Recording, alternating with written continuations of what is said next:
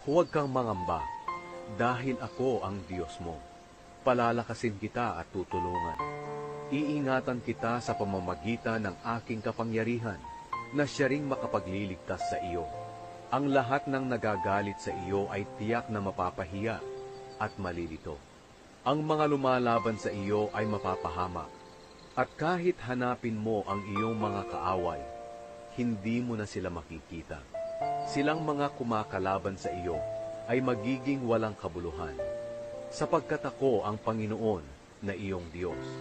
Ako ang nagpapalakas sa iyo at nagsasabing huwag kang matatakot, dahil tutulungan kita.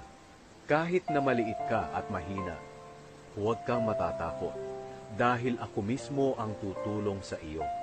Ako ang Panginoon, ang nagsasabi nito. Ako ang iyong tagapagligtas, ang banal na Diyos ng Israel.